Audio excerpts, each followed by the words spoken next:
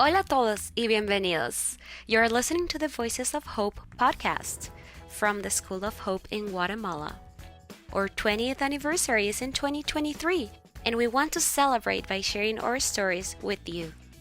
Each episode will have a special guest who has been part of our journey and the fundamental success of our school.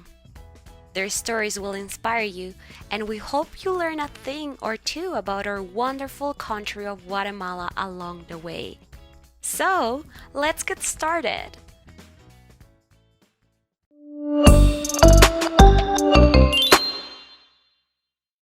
Hola, welcome to our 7th episode of Voices of Hope. My name is Sinead. I'm the development coordinator at EFTC, working with our team in Guatemala, the US, and the UK offices, spreading the word about our wonderful foundation and inspiring people to visit us here at the School of Hope. Throughout this series, I will be talking to people who make EFTC possible, from students to sponsors. Today, we are talking to Michael Fitzgerald, better known in the foundation as Fitzy. He is a long-term supporter at EFTC and has made a major impact throughout the years. Hi, Fitzy. Welcome to the Voices of Hope podcast. How are you doing today? I'm wonderful. What a great introduction. I'm glad you liked done. it. That was great. I feel special now. You should. We feel special that you're on the podcast with us. So thank you for taking the time to do that with us today. So you've been a part of EFTC since around 2007, is that right? Yeah, 2007. Yeah, about then. And how did you first learn about EFTC and how did you get involved? So we had a charity where I live in Jersey. It was for disabled children, for sports equipment. And a friend of ours, John Hanley, who had connections with EFTC, a guy called Tommy Johnson, who was one of your early ambassadors, who's an ex-footballer. So we invited all them over for a golf day in Jersey. So he brought about 30 or 40 ex-footballers over, really successful. And we had a great laugh. And then Tommy invited us to Nottingham the year after. So they have a golf day at Beeston. So basically, when we got there, I met Dave, his brother, Don, his wife. We played the golf. Everyone had a real good time. And then we seen the 5-minute EFTC video. The kids at the school. This was the old school, remember? You wouldn't have known this one, which is pretty run down. So you literally had about 60 guys, all big, tough ex-footballers, weeping. It was I've never seen it like this before. So for me, it was a real eye-opener. But being very skeptical, I'm thinking, you see things like this all the time on TV. But Tommy, I know, the ambassador, and he was in the video with another, Sean Wright Phillips, one of your other ambassadors. So then you kind of realise, so maybe this is real. As a Scotsman, we're all very sceptical about passing money over, But that was basically the initial meeting. And then I think the year after, 2008, we decided we were going to try and do something to raise money for it. So we did another golf day. And then 2010, about 10 of us decided to go to Guatemala, see for ourselves. So that was the initial introduction. Can you talk a little bit about how that video motivated you and then how you continue to be motivated to be a part of EFTC? I mean, literally, it was 3 or 4 minutes long, and you could have had the place was wild all day with ex-footballers, but you could have had a pin drop watching that. When you see children in such poverty, I mean, we're not from this situation, I had a poor upbringing, but we weren't that poor. I had 10 brothers and sisters, so we were always fed, educated, everything. But to see children, sitting in puddles, no food, nothing, it's heartbreaking, really. And then to see someone that in the video at the school, I made my mind up. I've never really been into things like this before, but when you see it, the reality kind of hits you. So that was my focus straight away, thinking maybe we could do something to help. And then you can't get away from the pretty little faces, those are happy smiles, and they have nothing. That's what really got me, was seeing such happy little kids with absolutely nothing. And then people like my family, my nieces and nephews moan all the time because they haven't got a new iPhone.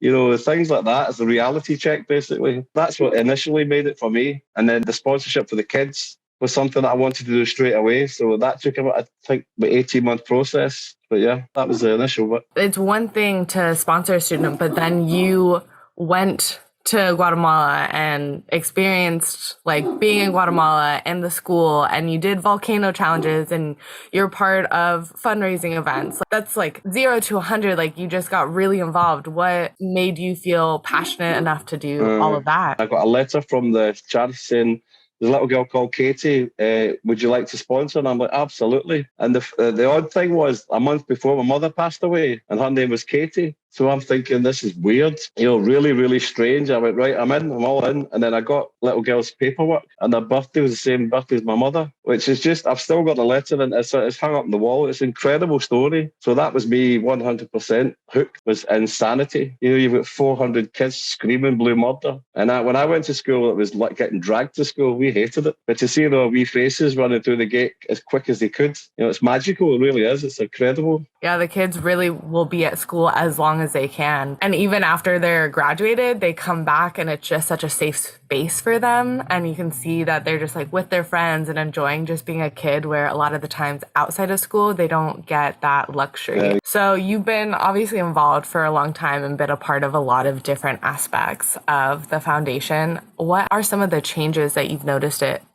throughout the years? Well, I mean, from the original time we went was the old school, which was really run down. But I think we'd been there for 4 days after the volcano challenge. So the next year we came back, I think it was 2 years later, when the new school was built. And that was like complete black and white, it was incredible. It was an amazing school, but it was the same atmosphere. You open the gate at 7:30 and there's 1,000 screaming children, or 700 screaming children. So I don't think the kids realise the difference, but I'm in awe of the whole place, especially the teachers, the volunteers. I mean, we do bits and pieces and we put money in, and the people that live there and work there, that's the heroes for me. They're just incredible. For sure. And the teachers just having so much patience for the students, because they really put into practice taking the kids as full people and acknowledging the trauma that they have and how to deal with that in the classroom. And I have so much respect for the work that they do, and the social department and the education department, making sure that everything's working and all that kind of stuff. It's great. And I think that the social side, the nurses and the psychological side, that is immense. You don't get that in the UK where I live, or anywhere, I don't think. But I mean, I don't speak Spanish. I speak maybe 10 words, but you can understand when you watch the kids with the psychologists, and they're really, really involved. They know everybody's name, they know everybody's life background, and they help as best they can. I know when they're outside the school, you can't help as much, but what they gain in the school for the kids is just, and we've been going for 14 years. So every year I see the same children, a year older and healthier, it's more smiley, but they're more educated. They speak a bit of English, but they get personalities. And then we've seen a couple graduated, from being nothing, from living in nothing in squalor to actually getting an education, a college education. That's unbelievable from the background. Yeah, we do evaluations with the parents, and it's wild how many don't know how to read and write, and then their children are now going through university, and just having that opportunity is so amazing, and being able to watch that. Have you been to one of the graduations in person? Yeah, I went about, the little girl I sponsored is Kimberly. I think ours was about 5 years ago, maybe 4 years ago. We went to Kimberly's grad, so we sponsored Kimberly's since she was 5. So we got to see her whole way through our school years. But the graduation, I mean, for her mother, who was really young, I think her mum was maybe 16 when she had Kimberly. So her mum was really young. But we were dancing at the graduation. Well, I say dancing. I was everyone's about 4'2", so it's kind of awkward when you're 6'3". But it was an amazing achievement for a little girl who lives in Vista Hermosa, and her family was so proud. Her grandmother was there, who now sadly passed away, but she was the rock of their family. So I had a dance with her, but she was so proud, that someone in her family, because it's never happened before, could read and write and go to school. Basics that we take for granted, I think. They all put nice dresses on and the nice clean shoes, but it's just the pride and the smiles. That's why I love about the charity, because it actually does make a difference. People say that all the time, but it really does. How has it been witnessing, for example, Kimberly or any of the other students being a part of the growth of the foundation and supporting students and being able to witness their growth throughout the years? I love it. I just love it. Every time you get a report, I think sometimes it's monthly or every couple of months you get an update. Well, Kimberly's left school now. She's 19. She's 20 next year, so that's just went like that.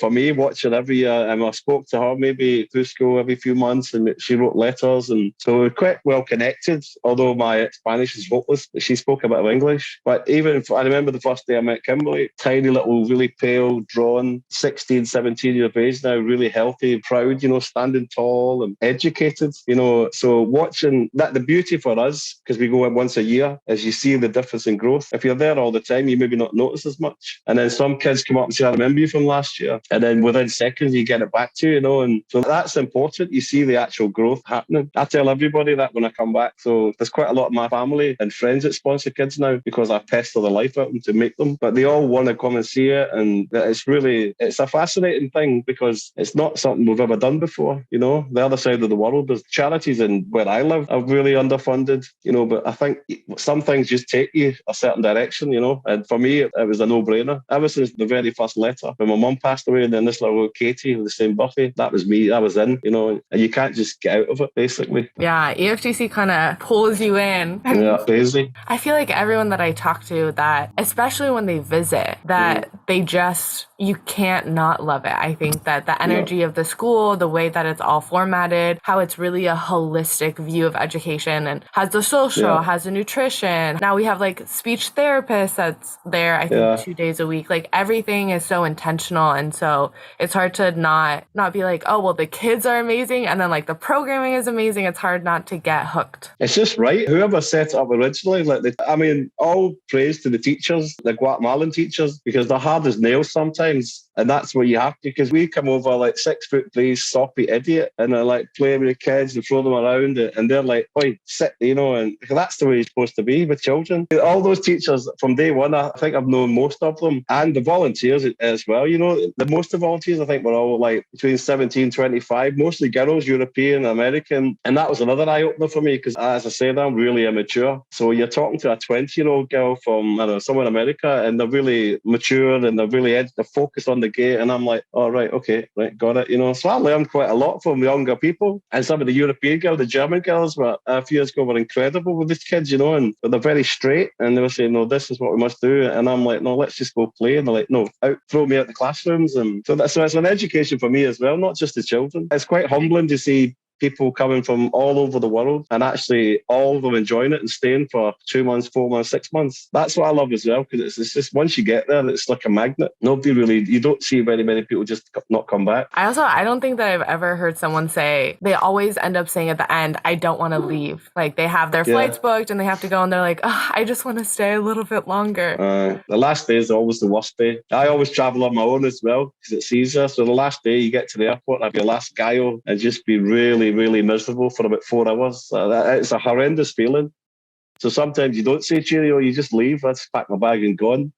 Because the longer you stay there, the more you want to stay there. But it's one of those things. It's amazing when you're there, but I also like to get back. We have family here as well. So, you've had a great time, and you've made somebody laugh, or somebody's enjoyed themselves. But leaving, the actual physicality of leaving is horrendous every time. It's just like that in the taxi, the whole way to the airport. And then you have to wait at the airport, and then you have your at least 3 flights to get home. So that's a long time to just think. So, usually when you get to, it's usually the Houston or Miami I'll go to for Heathrow. And Houston is always at 5-hour delay. So you've either got to sit in a corner bubbling or go to the beer. And I usually have maybe 3 or 4 beers, and then you've got all your photographs with 3 and iPads. And it's actually quite hard. But then you get back home and then you're back to work, business as usual. But it's not a nice feeling leaving, but you're there for a reason, aren't you? So. And then you just plan your next trip. Always do it a year in advance because the flights are cheaper. Oh, but it's so frustrating. When you think of EFTC, what emotions do you feel? Pure joy.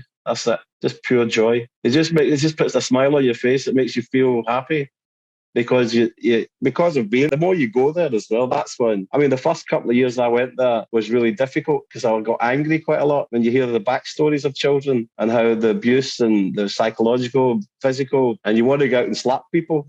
I'm being honest, that you get so angry. And it took me 5 or 6 years to speak to, I forget the girl's name, it was a young German girl. And she's like, well, this is the way it is. You have to better it. If you get angry, you're wasting your own energy. And again, I can't remember her name, but she's so grown up for her age, and she's explaining to me, and I'm like, I get it. It's still quite frustrating, but the first couple of years was just pure rage sometimes. How could someone do that to a child or beat them up or whatever? And so that's a big learning curve. The overall feeling is pure joy because you see them improve every year. That's what it's all about, isn't it? Yeah, and having those personal connections with not only the students but also the staff, that you're able to really see the growth on all sides, is something that's so wonderful. Because with the students, you're obviously seeing their education education and their growth and all the social aspect, but also with, I would say, the foundation side, you're seeing how each year, each department is developing and improving as well. So that's definitely. Cool. The teachers were always teachers, but I imagine they're all far better teachers now because they've dealt with way more adversity than what we would do in school as teachers over here.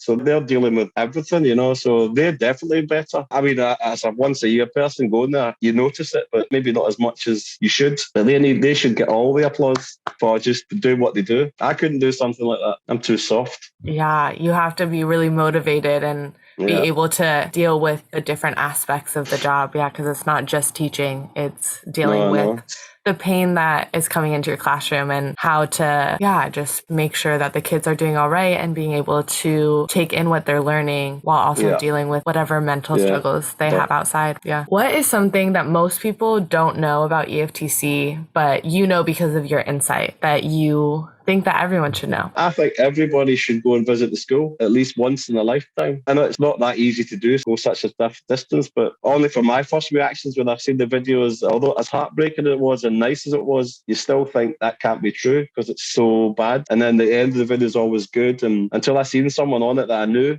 so I would love everybody. I mean, we have about maybe 15 or 20 of my family members all sponsor kids there. And I think they all want to come, but everyone has lives here as well. My family's a bit younger, the children, and so it's not as easy to go. But I've had a few friends come out there. But I want everybody I know that sponsor kids to come and see for themselves because that's how it multiplies. When I went there, I don't know, maybe 50 people have sponsored since then because I've never stopped talking about it. So can you imagine 10 of them go and do it? So that's another 250 people most maybe sponsor them. So that's the whole point, is to get it bigger and bigger and bigger. But I would love everyone that I know that sponsors a kid to go see it for themselves. One day they will. Yeah, it's a totally different perspective when you're able to go in person. Big time. It really, really is. It's nothing, even the smells, just everything about it. I never expected it to be, I mean, it's a beautiful city. Antigua, Jocotenango is beautiful places, but only when we went to Vista Hermosa, the first time to meet Kimberly's family and walked up that hill, that was bad enough for me. But the poverty is just, I don't know, it's hard even to put into words. I've never seen that in my whole life, not even on TV, but to actually see it, the smell, the really bad smells, the wild dogs, and there's children that are living in it, that's wrong, isn't it? I think it's wrong. And especially in the country where they are, that don't do that much to help them. It just begs belief, So I would love people to go and see the nice part and the really bad part and make their own mind up, because that's what made my mind up to get involved more. So I think that's quite important, not just see all the Hollywoods, happy smiley faces, go see where they live. And then that change your whole perspective. We even have with the staff here at the beginning of each year a kind of regrouping and making sure that everyone understands the reality of the students to be able to start the year and have that, just a wee reality check. Exactly, to make sure that everyone is this is a regular school and these kids are here for education, but the reality of the situation that they have outside of school, and that doesn't just stay outside of school, it comes into school and all that kind of stuff. So we make sure with the staff is aware of that. And then once people that are supporting also understand the realities, I think that changes everyone's perspective. It's a good thing to get a recap every year, but I suppose if you live there and work there, you get a wee bit familiar. So recaps are probably very important over there. I mean, I don't think a week goes by and I don't check on something on EFTC, even if it's a photograph or just something. And then you'll see in a little video of things that have improved. The big one in the school was the nutrition. From when we first went there all those years ago, everyone does their best, but it's evolved over 15 years to the food is really good, but it's nutritional. It's 100% improvement from 10 years ago. I think the chef they used to have, Eric, made a massive impact. And the cooks that have been there from day one, they work their fingers to the bone every day. They feed those children 3 times a day, 4 times a day. So that's what everyone with a full belly feels better, don't they? That's a massive point in the school. Yeah, because if you're hungry, you can't think about anything else. Yeah, exactly. You're tired, you're lazy, you're hungry, basically. No children should never be hungry, ever. Yeah, and your brain doesn't develop well if you're not eating. Physically, you don't develop. Mentally, you don't develop. So I think that's a massive improvement from the very beginning of the school. So this might be a hard question. What is one of your favorite memories with EFTC? Kimberly's graduation, after 10 years she had a really, really bad time as well. There was maybe 2 years before that she was going to get kicked out of the school for non-attendance and not being there, but she had a really kind of dodgy family background, and I begged and pleaded. I went out over and above, because normally you get 3 chances or 4 chances and then they leave the school. So I begged and everything I could to keep her back there. So I probably was out of order a few times, saying, listen, you need to keep her, I need to try again and again. And eventually she got the message a little bit herself, and we kept her in, and she was able to graduate, but she was maybe 5 or 6 times she was had to leave the school because she was not going. So that to me is a major achievement for her. That's my finest moment, being able to be involved in somebody's life, that life change from 5 to 16. And it might not have meant much to her. I'm sure it did, but it meant the world to my wife and I. Sarah, my wife, and my niece came with me as well that year. So just to see it, the whole, from 5 to 16, like she made it, that to me is the best moment of the whole thing. That's what it was all about for me, trying to get one from A to B and with a few wee lines in between, but it worked, So that to me is what everybody should maybe aim. If you can sponsor a kid the youngest days all the way through, it's the master. To me, that was everything, basically. Graduations are so special. Just being able to see everyone celebrating the accomplishments of these students. I think everyone should go to a graduation. It's so 100%. great. Even if your kid's not graduating, you should still go, because when you see the faces of the mums and dads, the grandparents especially, who, through no fault of their own, they probably can't read or write, and they have zero education. Maybe their children have a little bit, but their grandparents, their children have graduated. So there are quite a few when Kimberly graduated. It was really busy hall. But if you look beyond the kids walking up for the certificate, look at all the families and the grandparents, the background, they would cry their eyes out. They were so happy. So for the whole community, it wasn't just the kids' graduation, it's the whole Jocotenango, everyone that was there and involved. It's a massive, it makes a huge, so that might spread out, to all the other little places and makes it a happier place, doesn't it? Yeah. And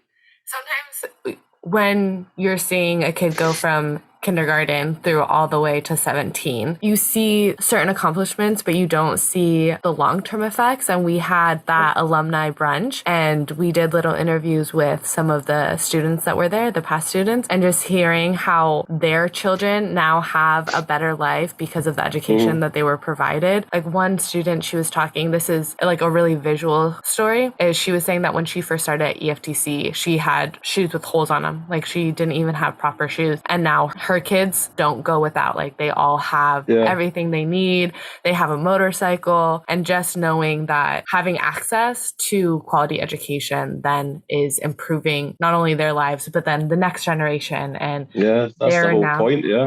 They now don't have to go to a school like the School of Hope. They're able to pay for their kids to go to a public school or a private school. That was the main objective, I think, of the whole foundation, education for the children. Day one up to now, especially the ones that have graduated now and they've all left, they all have this in their head now. We must make a better life for their children as well, healthy, happy.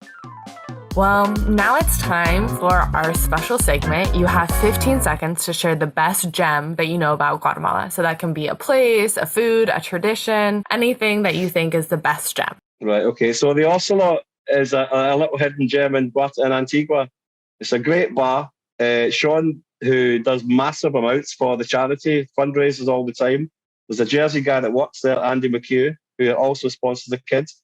So that's a little hidden gem. Great atmosphere, everyone's friendly. That's a good one. Before we finish our episode, we would like to remind you of the special competition for our supporters to win one of our very new, very lovely EFTC shirts. We'd love our supporters to share their favorite EFTC photo, maybe when you visited the school, attended an event, or even at home when you received a letter from a student. Everything is welcome. We will be sharing the photos on our Instagram, so make sure to follow us and tag us on your post at EFTC Foundation. Thank you, Fitzy, for being on our podcast and talking about your experience with EFTC. You have been a key supporter and a key in the continued success and growth of EFTC programming and giving the students in Jocotenango the opportunity that they wouldn't otherwise have. No problem. Thank you very much for having me. It's an honor. See you on our next episode, talking to one of our former students, Luis Alfredo. Tune in to hear about his experience at the foundation and what his life is like now after being part of the program. Follow on our socials to keep up to date on everything to do with the Voices of Hope podcast at EFTC Foundation. Thank you for listening to one of our amazing stories of hope. Please visit our our site to sponsor a student, visit us in Guatemala, or learn about what you can do, be part of our work.